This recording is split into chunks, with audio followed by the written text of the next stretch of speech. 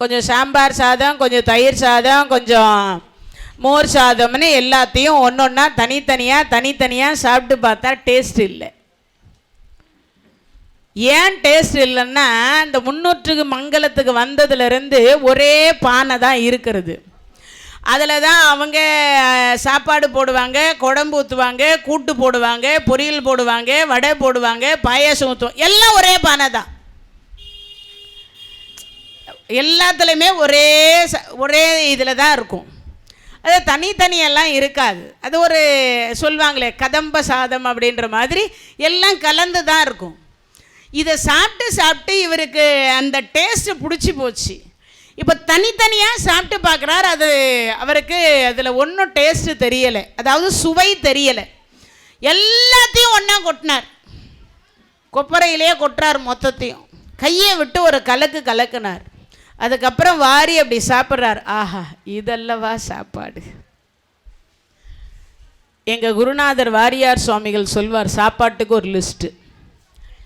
டேராடோன் பாஸ்மதி அரிசி, யாழ்ப்பாணத்து முருங்காய் சாம்பார், அப்போ உருக்குன நெய், ஆப்பிள் பஜ்ஜி, வெள்ளாம்பல ரசம், பால் பாயாசம், வாழைப்பூ வடை, புதினா டீ.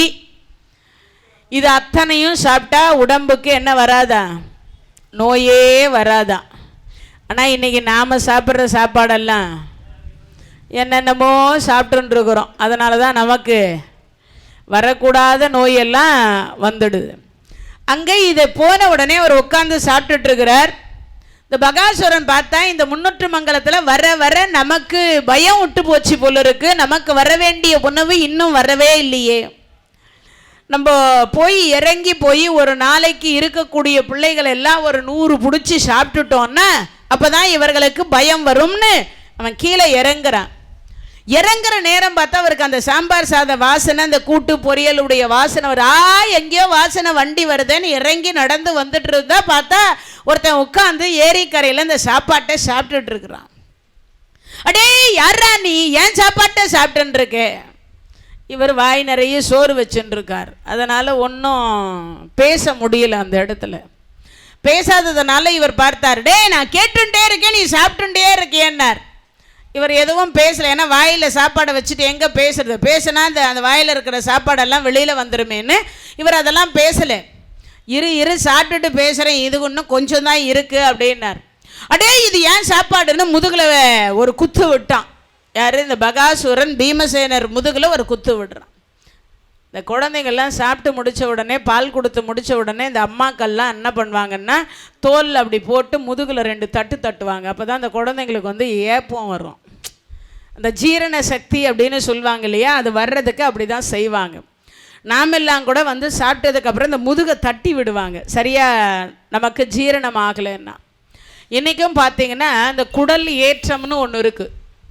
அதை சொல்லுவாங்களே, கொல்லாத்தம் விழுந்துட்டு கோடி ரூபாய் செலவு பண்ணியும் கொல்லாத்தன்னு தெரியாமல் கோடி ரூபாய் செலவு பண்ணாங்கன்னுவாங்க. அதுக்கு ஒரே வைத்தியம் ஒன்றும் இல்லை. பெருவிரல் 2த்தையும் மெரிச்சுக்கிட்டு இந்த மாதிரி சாதாரணமான சுவரில் போய் இந்த முதுகை வந்து ஒரு 4 முறை வந்து அப்படி தட்டினோன்னாவே ஆட்டோமேட்டிக்காக அந்த குடல் ஏற்றம் என்று சொல்லக்கூடியது விட்டுடுமா. அது ஒரு வைத்திய முறை.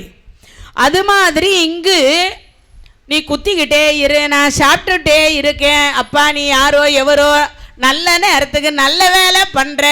ஐயோ, இன்னைக்கு தான் புதுசாக சாப்பாடு, அதுவும் நிறைய சாப்பாடு கிடைச்சிது. சாப்பாட்டை எப்பொழுதும் வீணாக்குவது எனக்கு பிடிக்காது. என்ன பண்ணுறதா? சாப்பாட்டை வீணாக்குறது எனக்கு என்றைக்குமே பிடிக்காது. அதனால் இன்னும் கொஞ்சம் தான் இருக்குது, நீ குத்திக்கிட்டே இரு, நான் சாப்பிட்டுட்டே இருக்கேன், எனக்கு உள்ளே போயிட்டே இருக்கும். இன்னும் ஒரு 3 உருண்டை சாப்பாடு தான் இருக்கான், உள்ளே போகலை. என்ன பண்ணலான்னு பார்த்தார். முதல்ல ஒவ்வொரு விரலாக உள்ளே விட்டு பார்த்தார், அது உள்ளே போகலை. கடைசியில் இந்த மாட்டுக்கு வச்சுருந்த சாட்டை குச்சி இருக்குல்ல பாருங்க, அந்த குச்சியை உள்ளே விட்டு தள்ளுறாராம். ஏய், உள்ளே போ உள்ளே போ உள்ளே போன்னு. ஏன்னா அந்த உணவினுடைய அருமை என்ன என்பது அவருக்கு தெரிஞ்சிருக்கு. ஏன்னா அந்த ஒரு பிடி சாப்பாட்டை கூட அவர் வீணாக்க விரும்பலை. அப்படி சாப்பிட்டுட்டே இருக்கார், இவர் குத்திக்கிட்டே இருக்கார். அதுக்கப்புறம் போனார், அந்த ஆற்றில் இருக்கக்கூடிய அந்த ஏரியில் இருக்கக்கூடிய அந்த தண்ணி அப்படியே குடித்தார். அப்படி மொண்டு குடிச்சதுக்கு அப்புறம் அடே எனக்கு வச்சிருந்த சாப்பாடு மொத்தத்தையும் நீ சாப்பிட்டுட்டியேன்னு சொல்லி அப்பதான் இவர் என்ன பண்றாரா, புலிதனக்கு இடுவிடக்கை நிறைதொரு பூஞ்சை தின்னுமாறு போலனே பலி அனைத்தையும் விழுங்கினால் இது பலிக்குமோ என்னை பாரியனா ஒலி அடக்கிரையில் உறும்பெறிந்தன ஓடி வந்து பிடர் ஒடியவே பலி எனப்படை விரல் தடக்கையோடு மாறி மாறி முறை சீறினான்.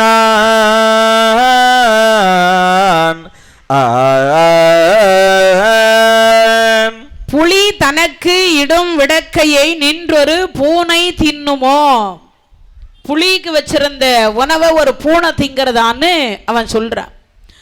சொல்லி முடிச்ச அடுத்த வினாடி பார்த்தார், இவர் சாப்பிட்டு முடிச்சுட்டார். முடிச்சதுக்கு அப்புறம் தான் இருவருக்கும் சண்டை நடக்கின்றது. கரம் கரத்தோடு பிணங்கவும், தமது கால்கள் கால்களோடு கட்டவும், சிரம் சிரத்தினோடு தாக்கவும், கரம் கரத்தோடு பிணக்கவும், தமது கால்கள் கால்களோடு கட்டவும், சிரம் சிரத்தினோடு தாக்கவும் கொடிய சிங்க ஏறனைய திரளினார். உரங்கள் இட்டு வளர்தோள்கள் இட்டும் எதிர் ஒத்தி வளம் சமர் உடன்றபின் மரங்கள் இட்டும் உயர்கற்கள் இட்டு நெடுவாதினோடு களி மோதினாரன்றோ.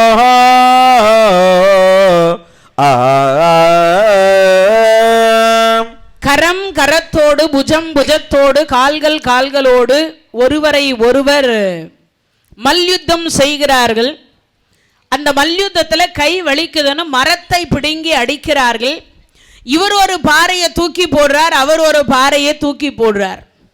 இருவரும் மாறி மாறி ஒருவரை ஒருவர் தாக்கி கொள்ளுகிற பொழுது இவர் உணவு இல்லாமல் இருக்கிறதுனால சோர்வடைகிறார். இவர் ஏற்கனவே உண்ட உணவு செரிமானம் ஆக வேண்டும் என்பதற்காக சண்டை போடுறார்.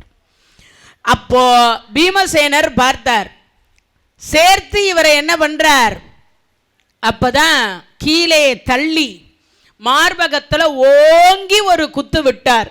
அவன் ஆ என்று அலறி கீழே விழுந்து மாண்டு விடுகிறான்.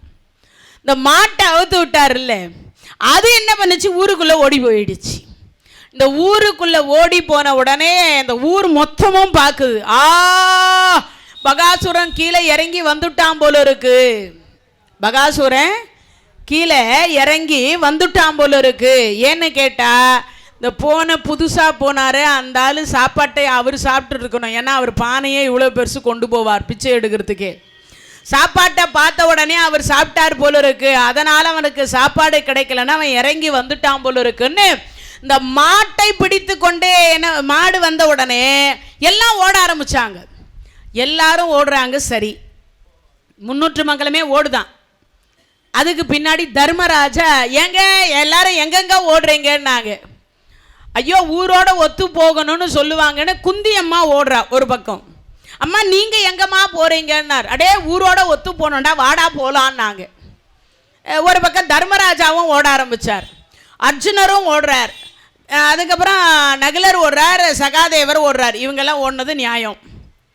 இவங்கெல்லாம் ஓடி முடிச்சாங்க. இவர் சாப்பிட்டு முடிச்சு அவனையும் கொன்னுட்டார். இவங்களோட சேர்த்து இந்த பீமசேனரும் ஓடினார், இந்த ஊரோட சேர்த்து ஓடினார். எல்லாரும் ஒரு குறிப்பிட்ட தொலைவு ஓடினதுக்கப்புறம் திரும்பி பார்க்குறாங்க. எல்லாரும் ஓடி வந்துட்டோமா, பின்னாடி பகாசுரம் வரானான்னு திரும்பி பார்த்தா இவர் தான் வரார். ஆமாம் நீ ஏன்டா, எல்லாம் திருப்பி கேட்குறாங்க, நீங்கள் ஏன் வந்தீங்க, நீங்கள் ஏன் வந்தீங்க, நீங்கள் ஏன் வந்தீங்க. எல்லாரும் சொல்கிறாங்க ஊரோட ஒத்து போனோன்னாங்க, நீங்கள் ஓடினீங்க நானும் ஓடினேன். பின்னாடி இப்படி சொல்லிகிட்டே வரும்போது குந்தியம்மா கிட்ட வந்தாங்க, அப்புறம் தர்மராஜா கிட்ட வந்தாங்க. தர்மராஜா சொன்னார், அம்மா நீ தானே சொன்ன ஊரோட ஒத்து போகணும், நானும் ஒத்து ஓடி வந்தேன்னார். சரிடா நாமெல்லாம் ஓடி வந்தோம், பீமசேனை ஏன் ஓடி வந்தான்னார். அம்மா நீங்கள் தான் சின்ன வயசுலேருந்து சொல்லுவீங்களே எப்பயும் ஊரோட ஒத்து போகணும்னு, ஊரே ஓடுதே எதுக்கு ஓடுதுன்னு தெரியல, ஏன் ஓடுறீங்கன்னு கேட்டேன், யாரும் பதில் சொல்லலை, நாமும் ஓடலாமேன்னு ஓடுறேன்னார். அதுக்கப்புறம் ஒரு இடத்துல போய் நின்னார். ஆமாம் பகாசூரன் எங்கேன்னார். அப்போ தான் அவர் கை காமிச்சார். மலை மாதிரி அந்த அந்த உடம்பு அங்கு குவித்து வைக்கப்பட்டிருந்தது அந்த சுடுகாட்டில். அதற்கு பிறகு அப்போ தான் பீமசேனரை எல்லோரும் வாழ்த்தினார்கள். அப்பா எங்கள் முன்னூற்று மங்கலத்திற்கு அஷ்டமத்து சனி, அஷ்டோத்திர சனி, மங்கு சனி, பொங்கு சனி, ஜென்ம சனி என்று சொல்லக்கூடிய சனியனாக இருந்து எங்களை பிடித்த சனியன் இன்றோடு விலகிவிட்டது. அந்த பகாசுரனுக்கு தர வேண்டிய உணவை இனிமே நீ வீடு வீடா வந்து பிச்சையெல்லாம் எடுக்க வேண்டாம். நீ என்ன உணவு சாப்பிட்றேன்னு சொல்றியோ அதை நாங்கள் இப்போ 2 மிச்சம் அவங்களுக்கு, அந்தணர்களுக்கு என்ன மிச்சம்? ஒரு எரும மாடு பிடிக்கிற வேலை மிச்சம், ஒரு வீட்டுக்கு ஒரு குழந்தை மிச்சமாகுது. இந்த 2 வேலையும் மிச்சமாகுதா? இன்னொன்று, இவர்கள் அவர்களை காப்பாற்றிய காரணத்தினால அந்த பகாசுரனுக்கு நாங்கள் தர வேண்டிய உணவை உங்களுக்கு கொடுக்குறோம்.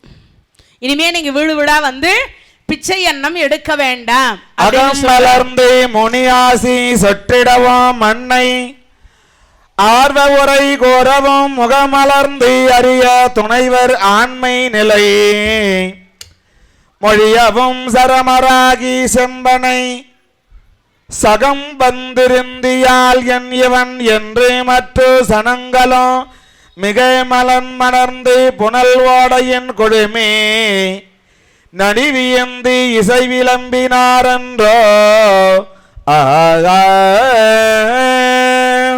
இந்த நல்ல நேரத்தில் பொன்னியம்மன் கோயில் பூசாரி டாக்டர் கண்ணபிரான் அவர்கள் இங்கு 201 ரூபாய் அன்பளிப்பாக அளித்திருக்கிறார்கள். அவர்களும் அவருடைய குடும்பங்களும் பல்லாண்டு பல்லாண்டு பல்லாயிரத்தாண்டு நோயற்ற வாழ்வும் குறைவற்ற செல்வத்தை பெற வேண்டும் என்று சொல்லி எல்லாமல்ல இறைவனை வேண்டி பிரார்த்திக்கின்றோம். கிருஷ்ணார்பணம். இறைவனுடைய கருணையினாலே அகம் வளர்ந்து முனி ஆசி சொற்றிடவும் மண்ணை ஆயர்கொலு. அப்பதான் அவர்கள் சொல்றாங்க, என்ன சொல்றாங்கன்னா, ஊரார் என்று சொல்லக்கூடியவர் பீமசேனரை போற்றி புகழ்ந்து அகம் மலர்ந்து நாங்கள் இனி உங்களுக்கு எல்லா உணவுகளையும் பரிமாறுறோம், நீங்க இனிமே வந்து பிச்சை எடுக்க வேண்டாம். நாங்கள் அதுல இருந்து இவர்கள் பிச்சை அன்னத்தை எடுத்து போய் உண்பது கிடையாது. வீடு வீடா அவங்களே ஒவ்வொரு நாளைக்கு ஒரு வீடு இவங்களுக்கு சாப்பாடு கொடுத்துடுறாங்க. அப்படி சாப்பிட்டு கொண்டே இருக்கின்ற பொழுது ஒரு அந்தனர் வந்து சொல்றார், இங்க திரௌபதி அம்மா அக்னியில் பிறந்த அருந்ததி, இவ பிறக்கின்ற பொழுதே ஒரு அசரீதி சொல்லுது. என்ன சொல்லுதுன்னா, இவள் பொருட்டு அரச குலம் அழியும் அப்படின்னு பிறந்த அன்னைக்கு அசரீதி சொன்னது. இப்போ பிறந்ததிலிருந்து ஏற்கனவே துருபத ராஜா சொல்லி இருக்கிறார். என்ன சொல்லி இருக்கிறார்னா, அர்ஜுன பெருமான் தான் உனக்கு கணவர், அர்ஜுன பெருமான் தான் உனக்கு கணவர், அர்ஜுன பெருமான் தான் உனக்கு கணவர்னு சொல்லி சொல்லி வளர்த்துட்டாங்க. இப்ப அந்த அம்மையாரு பாண்டவர்களாக இருக்கக்கூடியவர்கள் அரக்கு மாலையில் எரிந்து விட்டார்கள் அப்படிங்கிற விஷயம் தெரிஞ்சதுனால பாண்டவர்கள் இறந்து விட்டதாக அவங்க நினைச்சுட்டு இருக்காங்க. அதனால இப்ப அவர்களுக்கு அர்ஜுனர் இல்லைன்னு அந்த அம்மா முடிவு பண்ணிட்டு இருக்கா. அப்படி முடிவு செய்து கொண்டிருக்கிற காரணத்தினால் இப்ப திரௌபதி அம்மா அங்க சோகமாக இருக்கிறாங்க. அந்த நேரத்தில் துருபத ராஜா பார்க்கிறார், வரத்தினாலும் பிறந்தவாறும் வான்மொழி புகன்றவாறும், வரத்தினால் பிறந்தவாறும் வான்மொழி புகன்றவாறும், சிரத்தினால் வணங்கி கேட்ப தேசிகன் உரைத்தவாறும், உரத்தினார் கெடாதவாரை உணர்ந்ததன் பேதை இன்னல்,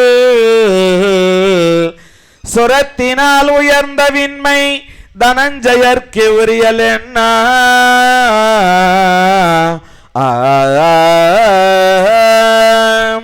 பாண்டவர்கள் இறந்து விட்டதாக ஏற்கனவே சொல்லிட்டாங்க. ஊருக்கு உலகத்திற்கு எல்லாத்துக்குமே தெரியும் பாண்டவர்கள் இறந்து விட்டாங்க. இப்போ பாண்டவர்கள் இறந்து விட்டார்கள்ன்றது தெரிஞ்சதுனால இப்போ துருபத ராஜா குருமார்கள் கிட்ட கேட்கிறார். என்ன கேட்கிறாருன்னா,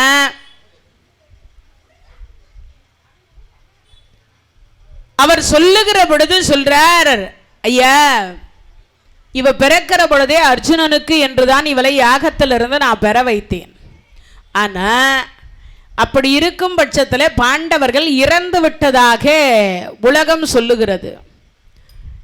இப்போ இந்த பெண்ணை நான் யாருக்கு கல்யாணம் பண்ணி கொடுக்க முடியும்? அப்பதான் அங்க இருக்கிற குருமார்கள் சொல்றாங்க, ஐயா நீங்க ஒன்றும் கவலைப்படாதீங்க, நீங்க ஒன்றும் கவலைப்படாதீங்க. சுயவரம் என்று ஒன்று வைத்தீர்களே ஆனால் பாண்டவர்களுக்கு மரணம் வரும். அகால மரணம் வராது. அப்படின்னா என்ன அர்த்தம்? அல்பாயுசில் அவர்கள் உயிர் போகாது. எங்கேயோ பாண்டவர்கள் மறைந்து வாழ்கிறார்கள். அதனால அந்த பாண்டவர்கள் சுயவரம் வைத்தீர்களே ஆனால் கண்டிப்பாக பாண்டவர்கள் இந்த சுயவரத்திற்கு வந்து கண்டிப்பாக திரௌபதியை திருமணம் செய்து கொள்ளுவார்கள் அப்படின்னு ஒரு நிபந்தனை விதித்தாங்க. சரி என்று சொல்லி சுயவரத்திற்கு சொல்லுகிறார். யாரு? துருபத ராஜா. சுயவரத்துக்கு சொல்லியாச்சு. சொன்ன அடுத்த வினாடி பார்த்தீங்கன்னா இந்த சுயவரம் என்பது எல்லா நாட்டு மக்களுக்கும் ஓலை போகுது. இப்போல்லாம் நம்ம அந்த காலத்தில் லெட்ரு எழுதி போட்டுட்டு இருந்தோம். இப்போல்லாம் பார்த்தீங்கன்னா எஸ்எம்எஸ், இமெயிலு, அதுக்கப்புறம் பார்த்தீங்கன்னா இப்போல்லாம் வாட்ஸ்அப்பு, அதுக்கப்புறம் இல்லைன்னாலும் செல்ஃபோனில் ஒரு வினாடிக்கு வினாடி செய்திகளை நம்மெல்லாம் உடனுக்குடனே தகவல் கொடுத்துடுறோம். ஆனால் அப்போல்லாம் வந்து ஓலையில் எழுதி ஒரு ஊருக்கு ஒரு நாட்டுக்கு ஒரு தூதர்களை அனுப்புவாங்க, ஒற்றர்களை அனுப்புவாங்க. அது மாதிரி இங்கு தூதர்களை அனுப்பி வைக்கிறாங்க. அப்படி அனுப்பி வைக்கும் பட்சத்தில் இந்த எல்லா நாட்டுக்கும் அந்த ஓலை போன உடனே அந்த இடத்துல துருபத ராஜாவினுடைய அரண்மனையில் சில அந்தணர்கள் போய் யாகம் வளர்க்கறதுக்கு போகிறாங்க. அவர்கள் என்ன பண்ணுறாங்கன்னா இங்கே வந்து சொல்கிறாங்க, முன்னூற்று மங்கலத்தில் வந்து சொல்கிறாங்க இந்த செய்தியை கேட்டு, துருபத ராஜாவினுடைய மகள் திரௌபதிக்கு பாஞ்சாலிக்கு சுயவரம் வைத்திருக்கிறார்கள், அங்கு 1 கோடி அரசர்கள் வருவார்கள். எவ்வளவு பேர் வருவாங்களா? 1 கோடி அரசர்கள். 1 கோடி அரசர்கள் வருவாங்க. அந்த 1 கோடி அரசர்களும் என்ன பண்ணுவாங்களாம்? வந்தா தனக்கு வேண்டுதல் வைப்பாங்க. அப்படின்னா என்னது அப்படின்னு ஒரு கேள்வி வரும். அவ என்னை கல்யாணம் பண்ணிக்கினால்னா நான் என்ன பண்ணுவேன்? நிறைய தான தர்மம் செய்கிறேன்னு வேண்டிட்டு வருவாங்களாம். யாருக்கு தானம் பண்ணுவாங்கன்னா அந்தணர்களுக்கு தானம் பண்ணுவாங்க. தானத்திற்கும் தர்மத்திற்கும் வித்தியாசம் செய்து நம்ம எல்லாம் தெரிஞ்சு வச்சுக்கணும். தானம் என்பது என்ன, தர்மம் என்பது என்ன, இது தெரிஞ்சு வச்சுக்கணும் எல்லாருமே. தானம் என்பது நம்மை விட மேலாக இருக்கக்கூடியவர்களுக்கு கொடுப்பதற்கு பெயர் தானம். நம்மை விட மேலானா என்னது? கோயிலுக்கு கொடுப்பது, அந்தணர்களுக்கு கொடுப்பது, பூசாரிக்கு கொடுப்பது, அதே மாதிரி இப்போ இந்த சொற்பொழிவு பாரதக்காரர்களுக்கு கொடுப்பது, இது எல்லாம் வந்து தானத்தில் சேர்ந்தது. தர்ம கணக்குன்னு ஒன்று இருக்குது. தர்ம கணக்கு அது என்ன அப்படின்னா நம்மை விட கீழாக இருக்கக்கூடியவர்களுக்கு கொடுப்பது. அப்படின்னா என்னது? அதாவது உணவை சம்பாதித்து சாப்பிட முடியாத வயோதிகர்கள் அப்படின்னு சொல்லக்கூடிய வயதானவர்கள், கூன் குருடு செவிடு பேடு அப்படின்னு சொல்லக்கூடியவர்கள் இருப்பாங்க இல்லையா, அவர்களுக்கு நாம் கொடுக்கக்கூடியது தர்ம கணக்கு. அதே மாதிரி நம்மக்கிட்ட யாராவது வந்து அம்மா பிச்சாந்தேகி ஐயா ஏதாவது கொடுங்க, இல்லைன்னா நம்ம வீட்டுக்கு வரவங்களே என்ன கேட்பாங்கன்னா தர்மம் பண்ணுங்கன்னு கேட்பாங்க, தானம் பண்ணுங்கன்னு கேட்க மாட்டாங்க. நம்ம வீட்டுக்கு வரவங்களே தானம் பண்ணுங்கன்னு கேட்க மாட்டாங்க, தர்மம் பண்ணுங்கன்னு தான் கேட்பாங்க. அப்போது நம்மை விட கீழாக இருக்கக்கூடியவர்களுக்கு கொடுப்பதற்கு பெயர் தர்மம் என்று சொல்லக்கூடியது. நம்மை விட மேலாக இருக்கக்கூடியவர்களுக்கு கொடுப்பது தானம் என்று பெயர். தானமும் செய்யணும், தர்மமும் செய்யணும், ரெண்டுமே செய்யணுமா. அப்போ தான் அதனுடைய முழு புண்ணியத்தை நாம் அடைய முடியும். இன்னொரு விஷயமும் இருக்குது இந்த தான தர்மத்தில். என்ன அந்த தான தர்மத்தில் இன்னொரு விஷயம் அப்படின்னு கேட்டிங்கன்னா, இங்கு எந்த அளவுக்கு நாம் தான தர்மம் செய்கிறோமோ அந்த அளவுக்கு தான் சொர்க்கத்தில் நமக்கு இடம் கிடைக்கும். எடுத்த உடனே நமக்கு சொர்க்கம் கிடைச்சிடாது. அது என்ன சொர்க்கத்தில் இடம் கிடைக்கும்னா எப்படி ஒரு கேள்வி வரும் இல்லையா? இந்த பூமியில் நாம் எவ்வளவு புண்ணியம் செய்கிறோம், உள்ளங்கை அளவு செய்திருக்கிறோம்னா ஒரு கால் மேலே ஒரு கால் வச்சு தான் நிற்க முடியும் சொர்க்கத்தில். உட்கார்ற அளவு பண்ணியிருந்தா நம்ம உட்காரலாம், நிற்கிற அளவு பண்ணியிருந்தா நிற்கலாம், நடக்கிற அளவு பண்ணியிருந்தா நடக்கலாம், ஓடுற அளவு பண்ணியிருந்தா ஓடலாம், இல்லை எல்லா இடத்திலும் உலா வரக்கூடிய அளவுக்கு பண்ணியிருந்தா நம்ம உலா வரலாம். இதுதான் நமக்கு கிடைக்கக்கூடிய சொர்க்கம். அது வந்து பெரும்பாலும் கருட புராணம் படிச்சிங்கன்னா உங்களுக்கு எல்லாருக்குமே அதனுடைய விளக்கம் புரியும். அந்த கருட புராணத்தில் குறிப்பிட்டிருப்பது அதை தான் சொல்லியிருப்பாங்க. அப்பேற்பட்ட ஒரு சிறப்பு எது அப்படின்னா தான தர்மம். இப்போ அந்த தானமும் தர்மமும் என்று சொல்லக்கூடியதை அதிகமாக செய்வார்கள் என்று சொல்லி அந்தணர்கள் எல்லாரும் ஒருவரை ஒருவர் பேசிக்கொள்ளுகிறார்கள். நம்ம அங்கே போனோன்னா நமக்கு நிறைய செல்வம் கிடைக்கும், நம்ம வறுமை தீரும் அப்படின்னு சொல்கிறாங்க. அப்படி சொல்லி கொண்டு சொல்லுகிற பொழுது சரி நாமும் போகலாம். அங்கது நிகழ்ந்த மாற்றம் அந்தணன் ஒருவன் வந்தோன். அங்கது நிகழ்ந்த மாற்றம் அந்தணன் ஒருவன் வந்தோன். இங்கு வற்பு உரைக்கமைந்தர் ஐவரும் யாயும் கேட்டோம். பாங்குடைபதியில் வாழும் பார்ப்பன மக்களோடும் தாங்களும் கொடிய கானகம் தம்மணம் தேரில் போனார்.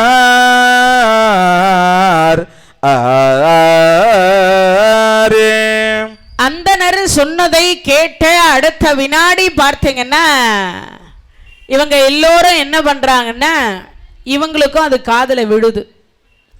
அப்போது தர்மராஜா, பீமராஜா, அர்ஜுன, நகுல, சகாதேவர்கள் 5 பேரும் பேசுறாங்க, நாமும் அந்த சுயவரத்துக்கு போகணும் அப்படின்னு. சரி என்று சொல்லி அம்மாவை அழைத்து கொண்டு அந்த முன்னூற்று மங்கலத்திலிருந்து புறப்படுறாங்க. இடையில வியாச பகவான் பார்க்கிறார். பார்த்த அடுத்த வினாடி வியாச பகவானை வணங்குகிறார்கள். வணங்கலும் வாழ்த்தி முந்த வந்து நீர் வாழ்வு பெற்றீர். வணங்கலும் வாழ்த்தி முந்த வந்து நீர் வாழ்வு பெற்றீர். இணங்கினும் கேண்மை கொள்வால் இச்சையால் யாகசேனனே. அணங்கினை அன்று வேள்வி அழலிடை அளித்தானந்த கணம் கனி முலையால் தாளை சுட்டுவன் தொடையல் மாதோ.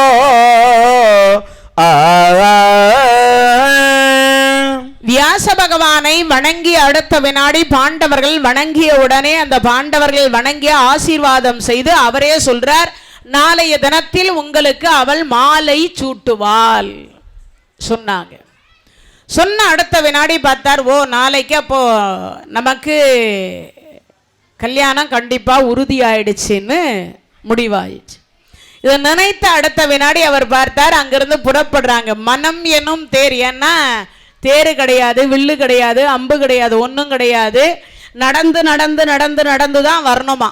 எங்கிருந்து? முன்னூற்று மங்கலத்தில் இருந்து இந்த துருபத ராஜாவினுடைய இடத்துக்கு வரணும்னா, பாஞ்சால நாட்டுக்கு வரணும்னா நடந்து தான் வரணும், வேற வழியே கிடையாது. அதனால இவங்க நடந்து நடந்து வராங்க. இரவு பகலாக நடக்கிறாங்களாம். அப்படி இரவு பகலாக நடந்து வருகிற பொழுது அப்போ சித்திரரதன் என்கின்ற வனம், சித்திரரதன் என்கின்ற வனம் கந்தர்வர்களுடைய வனம். சுத்திக்கிட்டு போனா லேட் ஆகும். இந்த கந்தர்வ வனத்துக்குள்ள நுழைஞ்சோன்னா சீக்கிரமா போயிடலாம். அதனால என்ன பண்ணலான்னா அர்ஜுன பெருமான் சொல்றாரு, யார் வந்தாலும் பார்த்துக்கலாம், இது கந்தர்வ வனமாக கூட இருக்கட்டும், நம்ம உள்ள நுழையலாம்னு நுழையிறாங்க. அப்படியே நுழைந்த உடனே அந்த கந்தர்வன் வந்து சண்டைக்கு வரான். என்னுடைய இடத்துல நீங்கள் எப்படி காலடி வைக்கலாம் அப்படின்னு சொல்லி சண்டைக்கு வருகிற பொழுது அர்ஜுன பெருமானுக்கும் அந்த சித்திரரதனுக்கும் சண்டை நடக்குது. அதுல அந்த சித்திரரதன் என்று சொல்லக்கூடியவனே தோல்வி அடைகிறான். ஒரு மனிதனிடத்துல நம்ம தோத்தோமா அப்படின்னு சொல்லும் பொழுது அவனுக்கு பார்ப்பதில் எப்படி இருக்குன்னா நாராயணரை போலவே அர்ஜுன பெருமான் தெரிகிறார். தன்னுடைய மனம் இறங்கி பார்க்கிறார். ஓ, ஒருவேளை தெய்வ அம்சம் பொருந்தியவரோ, ஏன்னா இவர் நாராயணராக பிறந்தவர் தானே. அதனால அவருக்கு அந்த தோல்வி அடைந்த உடனே மனம் இலகி பகைமை நீங்கி அர்ஜுனருக்கு தோழனாக ஏற்றுக்கொள்கிறார். அப்பா, உங்ககிட்ட நான் இதுவரைக்கும் நான் யாரிடத்துலையுமே தோத்ததில்லை, முதல் முறையா உங்ககிட்ட நான் தோத்துருக்கிறேன். ஆனா உன்னை பார்த்தா எனக்கு சண்டை போடணும்னு தோணலை, ஏதோ தோழனாக ஏற்றுக்கொள்ளணும்னு தோணுது. ஆமா, நீங்க ஏன் இவ்வளவு அவசரமாக இந்த வழியில உள்ள நுழைஞ்சிங்கன்னார். அது ஒன்றும் இல்லை, சுயம்வரத்திற்கு போகிறோம். ஓ அப்படியா, எந்த நாடு? பாஞ்சால நாடு. இரவு பகலா எங்ககிட்ட தேர் இல்லை, அதனால நாங்கள் இந்த வழியாக நடந்து போனாதான் எங்களால் என்ன பண்ண முடியும், பாஞ்சால நகரத்தை பொழுது விடியறதுக்குள்ள அடைய முடியும். அதற்காக தான் இந்த இடத்துக்குள்ள நாங்கள் நுழைந்தோம்னார். நீங்க ஒன்றும் கவலைப்படாதீங்க, நானே என் தேர்ல கொண்டு போய் விடுறேன்னு சொல்லிட்டு அவர் என்ன பண்ணாரா, நேரா அந்த தேர் என்று சொல்லக்கூடிய தேர்ல, சித்திரரதன் என்று சொல்லக்கூடிய அவருடைய தேர்ல இந்த பாண்டவர்களையும் குந்தியம்மையாரும் அழைத்து கொண்டு நேரா பாஞ்சால நாட்டினுடைய எல்லை என்று சொல்லக்கூடியதுல வந்து இவர்களை இறக்கி விடுகிறார். அப்படி இறக்கி விட்ட அடுத்த வினாடி பார்த்தீங்கன்னா அங்கிருந்து பாஞ்சால நகரத்தினுடைய எல்லையை வந்து இவங்க அடையிறாங்க. நன்றி சொல்றார் சித்திரரதனுக்கு அர்ஜுன பெருமான் நன்றி சொல்றார், பாண்டவர்கள் நன்றி சொல்றாங்க, இருவருமே நன்றி சொன்னாங்க. அப்படி எல்லாரும் நன்றி சொல்லி முடிச்சிட்டு அவர் விட்டுட்டு புறப்பட்டார். இவர்கள் நடந்து உள்ளே நுழையிறாங்க. குலைப்புறம் கடந்து செங்கன் குறுநகை கொவ்வை செவ்வாய், குழைபுறம் கடந்த செங்கன் குறுநகை கொவ்வை செவ்வரல் இடைப்பொலி முளவினாலுக்கு எற்றை நான் வதுவை என்று மழைப்புறம் மாடமேறி வருணரை மலர்க்கை காட்டி அழைப்பொன போன்ற வீதி அணி கொடியாடையெல்லாம். இவர்கள் பாண்டவர்கள் என்று தெரிஞ்சா எல்லாரும் வரவேற்பு கொடுத்திருப்பாங்க. பாண்டவர்கள் இறந்து விட்டார்கள் என்கின்ற காரணத்தினால யாரும் வரவேற்பு கொடுக்கல. அப்படி கொடுக்காதனால உலகம் என்ன, அதாவது இயற்கை என்ன சொல்லுதான், சூரிய பகவான் பாண்டவர்களே வருக வருக, எங்கள் மகாராணியை நீங்கள் தான் திருமணம் செய்து கொள்ள போகிறீர்கள், உங்களை யாரும் வரவேற்பு கொடுக்கலன்னு நினைக்காதீங்க. சூரியன் சொல்றாரா, நான் வரவேற்பு கொடுக்கிறேன். அங்கு சங்கு நாதம் ஒலிக்கப்படுகிறது. அந்த சங்கு நாதம் சொல்லுதான், நான் உங்களை வரவேற்பு கொடுக்கிறேன். கொடி என்று சொல்லக்கூடியது பாண்டவர்கள் பக்கம் அசைந்து, வாருங்கள் பாண்டவர்களே, வாருங்கள் பாண்டவர்களே, உங்களுக்காக தான் எங்கள் மகாராணி காத்து கொண்டிருக்கிறாள் அப்படின்னு சொல்லி கொடி வரவேற்பு கொடுக்கிறதாம். இப்படி எல்லாம் வரவேற்பு கொடுக்கின்ற பொழுது அப்பதான் இந்த அம்மையார் ரொம்ப சந்தோஷமா இருப்பா. கல்யாணம்னா எல்லாருக்குமே ஒரு சந்தோஷம் இருக்கும். ஆனா இந்த அம்மா எதுக்குமே என்ன நினைக்கிறாளாம், அமைதியா உட்கார்ந்துருக்கிறா. எங்க கல்யாண ஏற்பாடு நடக்குது, ஆனா அந்த அம்மாவுக்கு அதுல ஒரு விருப்பம் இல்லாத மாதிரி உட்கார்ந்துருக்கிறா. அப்ப தாதிமார்கள் வேலைக்காரிகள் வந்து சொல்றாங்க, அம்மா அம்மா நீங்க இன்னும் அலங்காரம் பண்ணிக்காம இருக்கிறாங்க, எல்லாரும் வந்துட்டாங்க, வந்து கொண்டிருக்கிறார்கள், நீங்க இன்னும் அலங்காரமே பண்ணாம இருக்கிறீங்களே, வாங்க நீங்க அலங்காரம் பண்ணிக்கோங்கன்னு. அடி போடி. அப்ப அந்த அம்மா சொல்ற, ஆதியில் குந்தி மைந்தர் ஐவருக்கும் உரியலாம் என்று, ஆதியில் குந்தி மைந்தர் ஐவருக்கும் உரியவலாம் என்றே ஓதிய விதியினால் நெஞ்ச உலப்பிரா உவகை கூர்வால் ஜோதிடம் பொய்யாது என்றான் தோன்றுவர் உரியார் என்றான் தாதியர் தேற்றதேற்ற தன்மனம் தளர்வு நீர்வால். அந்த அம்மா சொல்லும் பொழுது சொல்றாங்க, அம்மா ஜோதிடம் பொய்யாகாது. தாதிமார்கள் தேத்துறாங்க. அடி போடின்னு சொன்ன உடனே, அம்மா ஜோதிடம் பொய்க்காது. இப்போ இருக்கிற ஜோதிடமாவது பொய்யாக இருக்கும். ஏன்னா இப்போ வந்து என்ன சொல்கிறாங்க, ஒரு இடத்துல நடக்கும்ன்றாங்க, ஒரு இடத்துல நடக்காதுன்றாங்க, ஒரு இடத்துல இதை சொல்கிறாங்க, ஒரு இடத்துல அதை சொல்கிறாங்க. இப்போ ஒன்றா அப்படி வேணா சொல்லிக்கலாம் நம்ம எல்லாருமே. ஆனால் அப்பெல்லாம் வந்து பார்த்தீங்கன்னா இருப்பதை இருந்த வாக்கில் தான் சொன்னாங்க. அப்போ இங்கே சொல்லுகிற பொழுது சொல்கிறார் அந்த அம்மா, தாதிமார்கள் சொல்கிறாங்க, அம்மா ஜோதிடம் பொய்யாகாது, குந்தி மைந்தர்கள் ஐவருக்கும் உரியால் என்று ஜோதிடம் சொல்லி இருக்கின்றது. கண்டிப்பாக பாண்டவர்கள் வருவார்கள், உங்களை மணப்பார்கள். அதனால நீங்க என்ன சொல்றாங்களா, எக்காரணத்தை கொண்டும் மனம் தளர விடாதீங்க. நீங்க கங்கையில நீராட்டி நீங்க கண்டிப்பாக நீங்கள் அலங்காரம் செய்து கொள்ளுங்கள். அலங்காரம் செய்த உடனே நீங்கள் வந்து கண்டிப்பா பாண்டவர்கள் வந்து உங்களை திருமணம் செய்து கொள்ளுவார் அப்படின்னு சொன்னார்.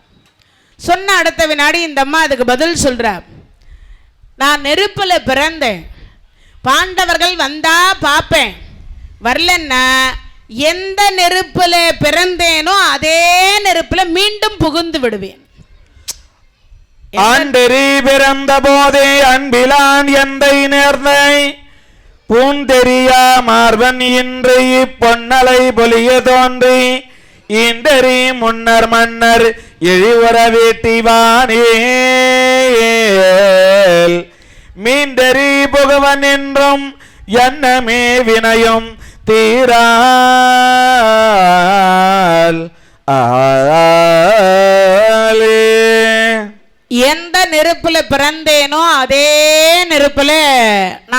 மீண்டும் போயிடுவேன். பிறந்த நெருப்பிலேயே பாண்டவர்கள் வந்தா பார்ப்பேன், வரலன்னா எந்த நெருப்பில் பிறந்தேனோ அதே நெருப்பில் மீண்டும் நான் எரி புகுந்து விடுவேன் அப்படின்னு சொன்ன அடுத்த வினாடி பார்த்தாங்க, அம்மா அப்படியெல்லாம் ஒரு நிகழ்வும் நடக்காது அப்படின்னு சொல்லி கங்கை, யமுனை, சரஸ்வதி, காவேரி போன்ற புண்ணிய நதிகளில் எல்லாம் அந்த அம்மையாரை நீராட்டி அந்த அம்மையாருக்கு அதாவது பட்டாடை என்று சொல்லக்கூடிய புதிய ஆடைகளை எல்லாம் உடுத்தி தங்கம், வைரம், வைடூரியம் போன்ற கோமேதகம் போன்ற நவரத்ன மாலைகளை எல்லாம் அணிவித்து அந்த அம்மையாரை அவை என்று சொல்லக்கூடியதற்கு அழைத்து வருகிறார்கள். அப்படி அழைத்து வருகிற பொழுது எல்லாரும் அந்த அம்மையாரை பார்க்கிறாங்க. ஆனா அந்த அம்மையார் யாரையுமே பார்க்கலையா. பந்தனர் குமரர் யாரும் வருகனே மகிழ்ந்து போற்றி சந்தனி முனையினாலை தாயினும் பரிவு கோர்ந்தார் கந்தனும் ஓமையாற்றா காவலர் காமத்தீயில் இந்தனம் இடுவது இப்ப வேந்தனை ஏற்றினாரே.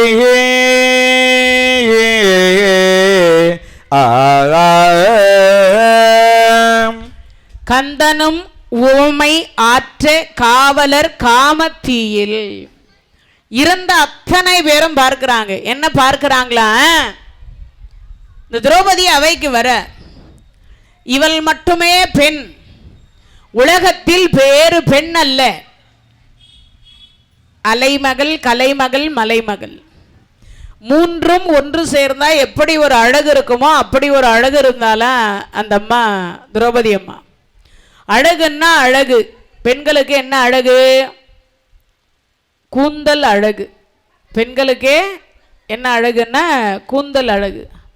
ஆனால் இப்போ இருக்கிற பெண்கள் எல்லாம் கூந்தல் இருக்கு, ஆனால் என்ன பண்ணுறதில்ல, தலைவரதில்ல, எல்லாம் லூஸ் ஏர்,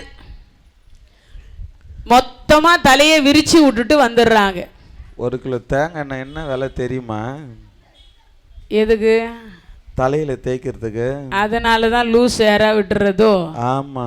ஆனா பெண்களுக்கு சிறப்பு, இதை நான் சொல்லல, இந்த இடத்துல சொல்றாங்க. என்னன்னா, கூந்தல் அலைவது போல குடும்பம் அலையும். அதனால தான் நாங்கள் திட்டமாக கட் பண்ணிக்கிறோம். உனக்கு தெரியல? அது என்னமோ கரெக்டு தான். கூந்தல் அலைவது போல என்ன அலையுமா, குடும்பம் அலையுமா. அப்போ என்ன பண்ணக்கூடாது, கூந்தலை பின்னல் போடும், எக்காரணத்தை கொண்டும் கூந்தலை தலை விரிச்சிட்டு வரக்கூடாது, தலைவிரி கோலமே இருக்கக்கூடாது. இன்னொன்று, கூந்தல்ல இருந்து ஒரு முடி நம்ம போகக்கூடிய இடத்துல விழுந்தா அந்த கூந்தல் எங்கெல்லாம் எப்படியெல்லாம் அலையுதோ அது மாதிரி நாம் எல்லாம் அலைச்சல் படுவோமா வாழ்க்கையில். இன்னொன்று, கூந்தல் என்று சொல்லக்கூடியது அலையுமே, ஆனால் அந்த கூந்தல் எப்படி அலையுதோ அந்த பெண்களுக்கு நல்ல கணவர் வாய்க்காது என்று சொல்லப்படுகிறது. இன்னொன்று, அந்த நல்ல கணவரே வாய்த்தாலும் நல்ல குழந்தைகள் வாய்க்காது என்று சொல்லப்படுகிறது.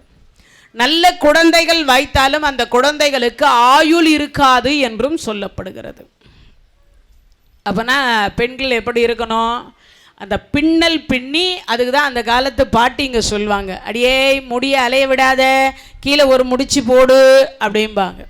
கீழே ஒரு முடிச்சு போடு, ஒரு லப்பர் பேண்ட் போடு அப்படின்னு சொல்லுவாங்க. அந்த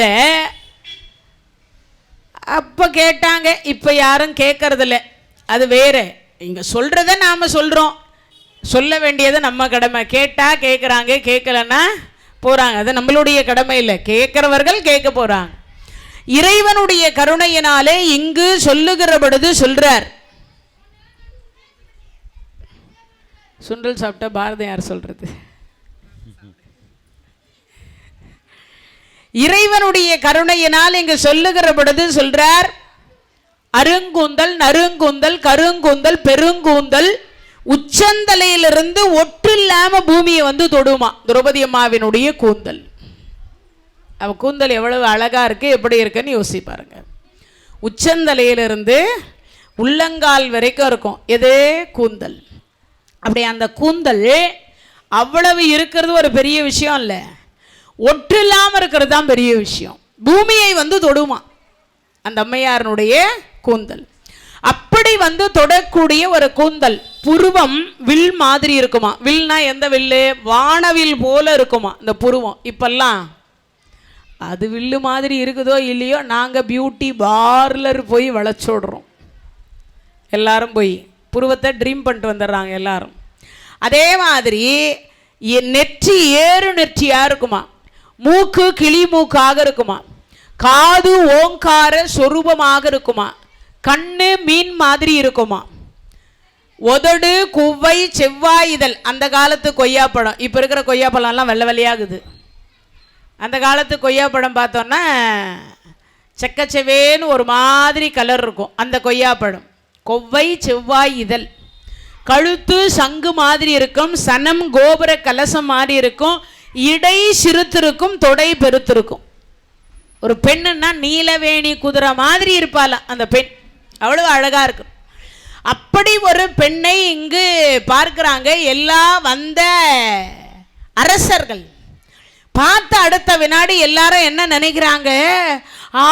இவள் நமக்கு மனைவியாக மாட்டாள, இவள் நம்ம கழுத்தில் மாலை போட மாட்டாள, அந்த எண்ணம் வருகிறது எல்லாருக்குமே. பார்த்த உடனே எல்லாரும் வேண்டிக்கிறாங்களாம். நான் 1000 தங்க காசு தானம் பண்ணுறேன், நான் 5000 தங்க காசு தானம் பண்ணுறேன், நான் குதிரையே தானம் பண்ணுறேன், நான் யானையே தானம் பண்ணுறேன். யாரு? இவ என் கழுத்தில் மாலை போட்டால்னா, எனக்கு மனைவி ஆனால்னா 1000 தங்க காசு, 5000 தங்க காசு, அப்படியெல்லாம் நினைக்கிறாங்க. மனசுக்குள்ள வேண்டிக் கொள்ளுகிறார்கள். அப்படி வேண்டிக் கொண்டு வருகிற பொழுது கையில் ஒரு மாலையை கொண்டு அந்த அம்மா உள்ள நுழையிறா சபைக்கு உள்ளர. அப்படி சபைக்குள்ளர நுழைந்த பொழுது யாரையும் அந்த அம்மா ஏறெடுத்து பார்க்கல. பார்க்காத பொழுது அப்பதான் எல்லாரும் அந்த அம்மையாரே பார்க்குறாங்க. திருஷ்டதுய்மனர் உடனே பார்த்தாரு, இவ யாருக்கு அடுத்துல மாலை போடுவான்னு அரசர்கள் நினைக்கிற பொழுது திருஷ்டதுய்மனன் சொல்றார், சிலை இது சிலி முகங்கள் இவை கடு திரிகை வேகத்து. சிலை இது சிலி முகங்கள் இவை கடும் திகிரை வேகத்து. இலை முகத்து உழலுகின்ற எந்திரத்திகிரி நாப்பனே. நிலையிலா இவர்க்கும் அரிதே அக்தி நெஞ்சுரையாவனிதான் கலைவலீர் அவர்களுக்கே இந்த கண்ணியும் உரியவள் என்றான். சிலை இது சிலி முகங்கள் இவை கடு திரிகை வேகத்து. சுழன்று கொண்டு ஒரு வட்டப்பலகை இருக்கும், சுழலாமல் ஒரு வட்டப்பலகை இருக்கும். சுழன்று கொண்டிருக்கக்கூடிய மேலே இருக்கக்கூடிய மச்ச எந்திரம் இருக்கும். முதல்ல சுழன்று கொண்டு ஒரு வட்டப்பலகை இருக்கும், சுழலாமல் ஒரு வட்டப்பலகை இருக்கும். அதுக்கு மேலே சுழன்று கொண்டு ஒரு மச்ச எந்திரம் இருக்கும். கீழே தண்ணி தொட்டி இருக்கும். அங்கே ஒரு வில் வளைய வச்சிருப்பாங்க. அந்த வில்லை வளைத்து நானை பூட்டணும். அதற்கு பிறகு அந்த பானத்தை போடணும்னா தண்ணியில் குறி பார்க்கணும். தண்ணி தொட்டியில் தான் குறி பார்க்கணும். மேலே எடுத்த உடனே குறி பார்த்தெல்லாம் அடிக்க முடியாது.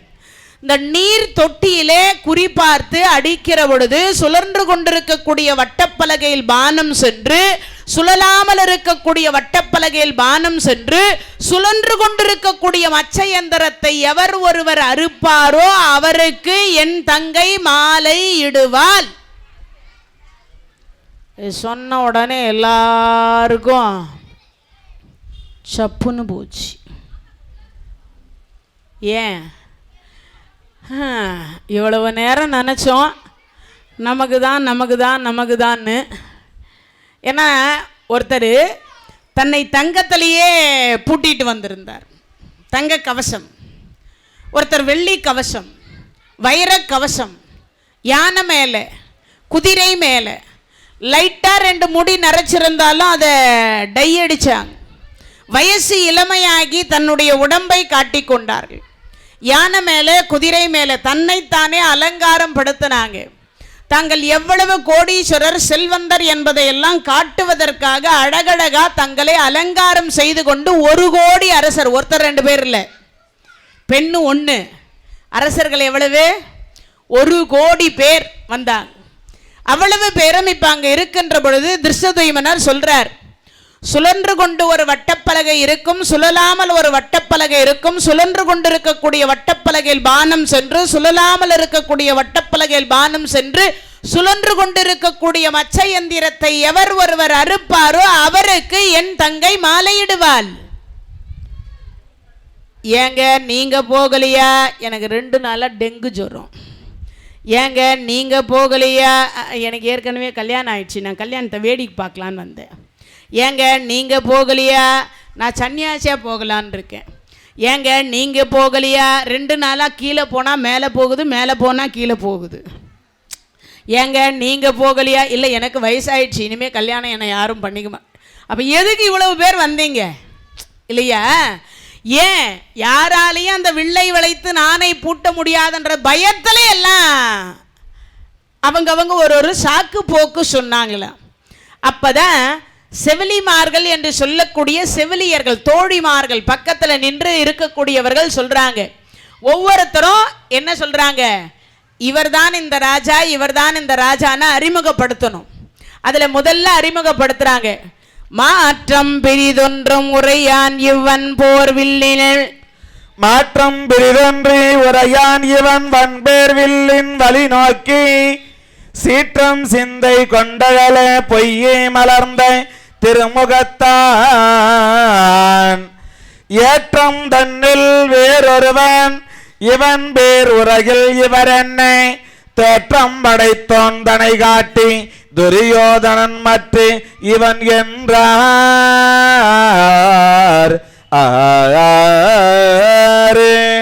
பொய்யே மலர்ந்த திருமுகத்தான். உண்மைக்கு கூட உண்மை பேச மாட்டாராம், கடுகளவும் உண்மை பேச மாட்டாராம்.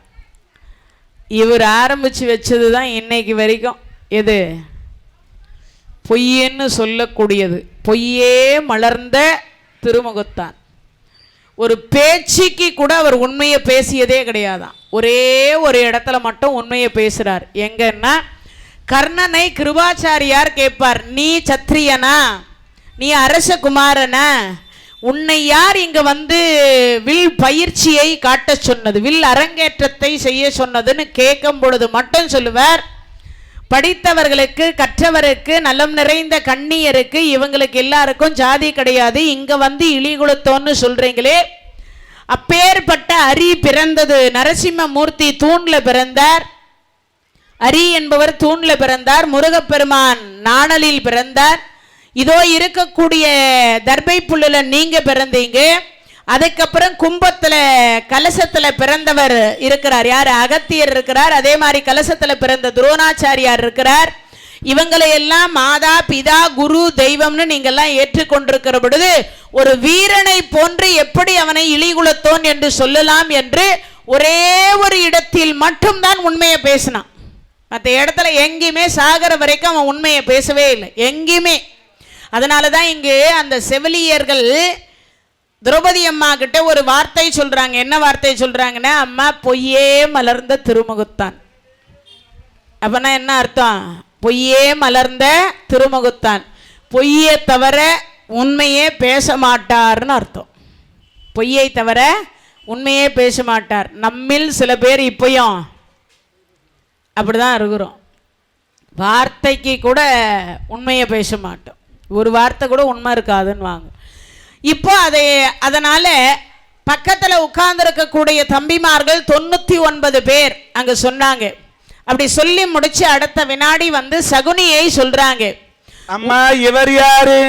உலை வந்து அயரும் சூழ் மந்திக்கு, உலை வந்து அயரும் சூழ் மந்திக்கு ஒருகா நிலம் கேண்டு உதவும் குல கலைவன் பலவின் கலைகீறி கலிப்போடு அளிக்கும் காந்தார தலைவன் சகுனி இவன் கண்டால் தக்கோராடா சூதுக்கும் நிலை வளம் ஜனைக்கும் தரணிபரில் யாரோ இவர்க்கு நிகர் என்றார். இவர் யாருன்னு கேட்ட அடுத்த வினாடி அங்க சொல்றார், தலைவன் காந்தார தேசத்து தலைவன் சகுனி இவன் கண்டார், தக்கோர் ஆடா சூதுக்கும் நிலை வஞ்சனைக்கும் தரணியில் யாரே இவருக்கு நிகர். வஞ்சனை பண்றதுல சூதாடுறதுல நம்பர் 1 யாரான்னா சகுனி. அவரை மாதிரி யாராலையும் சூதாட முடியாது. அதே மாதிரி வஞ்சனை செய்வதில் இவரை மாதிரி யாராலையும் இருக்க முடியாது. அதனால தான் வாரியார் சுவாமிகள் சொல்வார், சாணாவத்தல்னா கூனி, கூணாவத்தல்னா சனி. நவகிரகத்து சனியையும் ராமாயண காலத்து கூனியும் ஒன்னா சேர்ந்தவனா அந்த சகுனி. ஒன்னா சேர்ந்தவனா அந்த சகுனி. அது பாருங்க பேர் எப்படியெல்லாம் வச்சிருக்கிறாங்க.